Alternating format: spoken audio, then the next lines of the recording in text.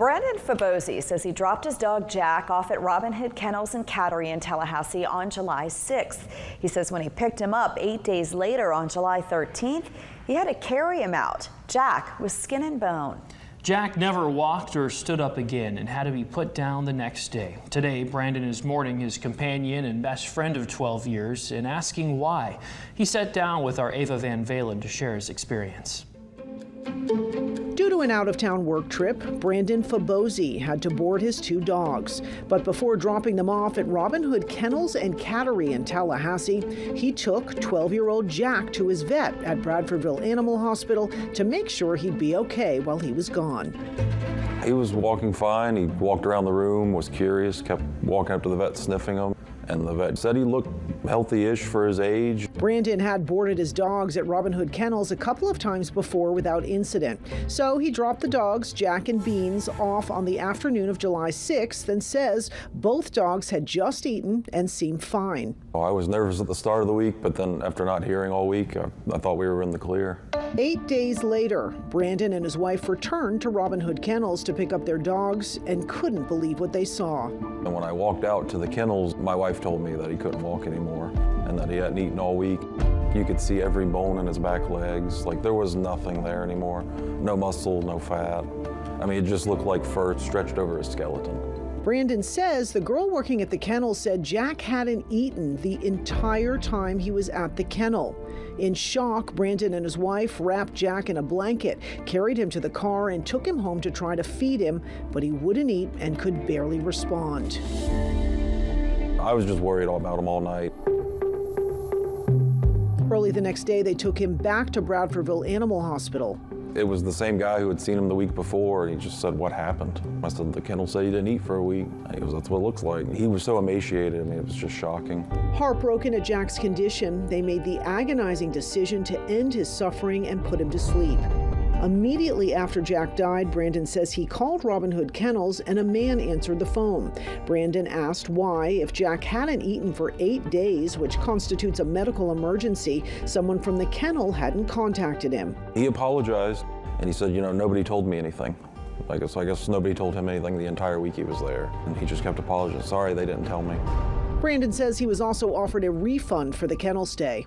Brandon posted on the Nextdoor app on July 14th to tell other pet owners about his experience with Robin Hood Kennels.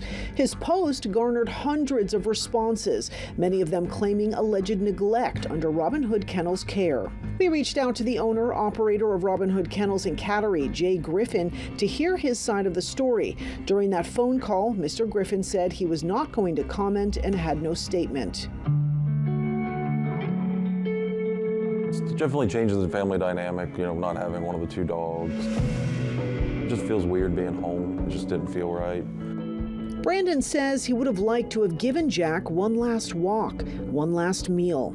A dignity well-deserved, but denied his loyal friend. Like, how long did he lay there? Like, you know, what if I came 3 days later? Would they have ever called? You know, or would I have just been picking up a corpse on Wednesday?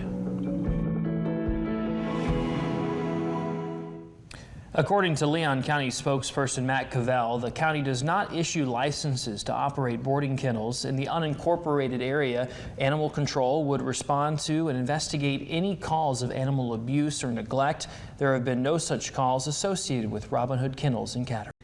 Going out of town when you don't have a pet sitter can be stressful, and many times people choose to board their pets at a kennel, trusting that whomever you pay to care for your beloved pet will take good care of them. But what if they don't, and your pet ends up neglected, hurt, or worse? So who does keep an eye on and regulate boarding kennels in Florida, and specifically Leon County, to make sure that the facility meets safety and health standards and complies with animal care regulations?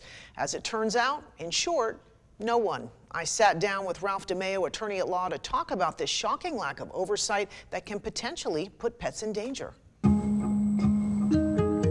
In July, I did a story about a Tallahassee man, Brandon Fabosi, seeking answers after he picked up his dog Jack, who was boarded at a local kennel, and found him in a rapidly declining state. You could see every bone in his back legs. Like there was nothing there anymore. No muscle, no fat. I mean, it just looked like fur stretched over his skeleton. He says the girl working there said Jack hadn't eaten for the entire week he was boarded, yet no one called to inform Fabozzi about Jack's condition, which constituted a medical emergency. I was just worried about him all night. Jack couldn't walk when he was picked up from the kennel and the next day had to be put to sleep. Fabozzi posted on the Nextdoor app to tell other pet owners about his experience with the kennel. His post garnered hundreds of responses, many claiming alleged neglect under that same kennel's care. His heartbreaking story begs the question, how does a pet owner know if the kennel they're taking their animal to is properly licensed and that the facility meets safety and health standards and complies with animal care regulations? I asked Ralph DeMeo. For 40 years, he's been an animal lawyer and advocate in Florida and is active with the City of Tallahassee Crimes Animal Task Force. Unfortunately, there are no state laws that require registration of animal boarding kennels, and there are only a handful of local governments in the state that require a specific license or regulate such activities, and Leon County and the City of Tallahassee do not. DeMeo says anyone can open a boarding kennel in Leon County. All they need is an occupational license, which is easily obtained. And the facility needs to be in an area that is zoned for such an activity. Other than that, they're good to go, and there are no specific regulations for these kennels.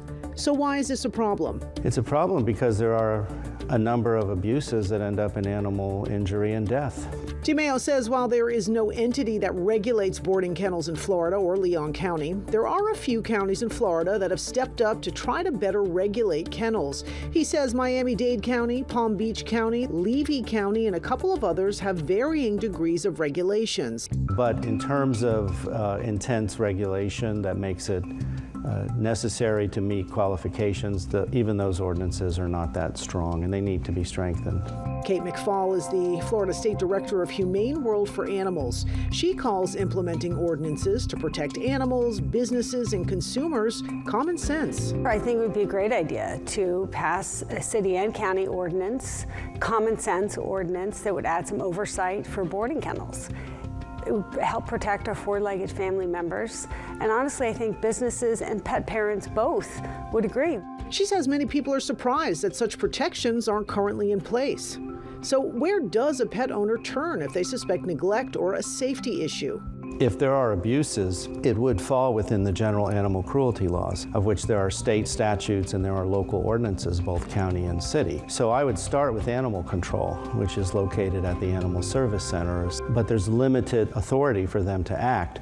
They may come out and investigate, they may issue a civil citation, but they don't have criminal enforcement authority. He goes on to say that if it's a serious problem, you'd have to report it to either the Leon County Sheriff's Office or the Tallahassee Police Department.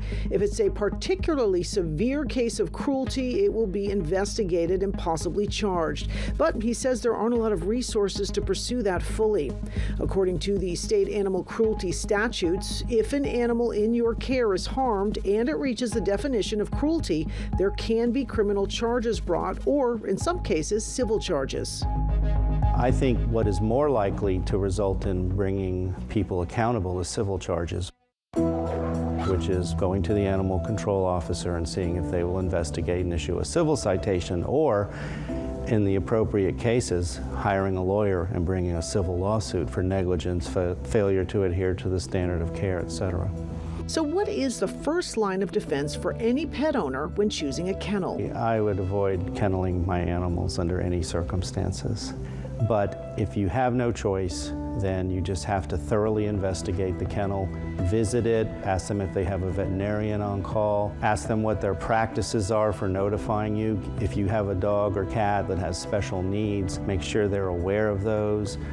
But other than that, there's only so much you can do. I reached out to the City of Tallahassee and Leon County about the need for boarding kennel regulations and if there are any discussions in local government about creating any regulations. Kara Aldridge, director at Leon County Animal Control, responded, saying in part, Leon County takes animal welfare seriously, though complaints against boarding kennels are very rare. With our law enforcement partners, we help enforce state and local animal welfare laws and investigate complaints, and we encourage unincorporated residents to report report any concerns about an animal's treatment, even if it's at a boarding kennel, to Leon County Animal Control. Regarding regulation, Leon County does not have a county-specific licensing program for boarding kennels. Erica Leckington, the Animal Services Manager at Tallahassee Animal Services, also responded, saying everyone must comply with Florida law and local ordinances regarding animal welfare, and we take our role in helping to ensure this very seriously. While we can't regulate, the city's animal control officers do investigate. This includes at boarding kennels, although very rarely do we receive concerns about the few located within city limits. We strongly encourage residents to report any concerns to the appropriate authorities.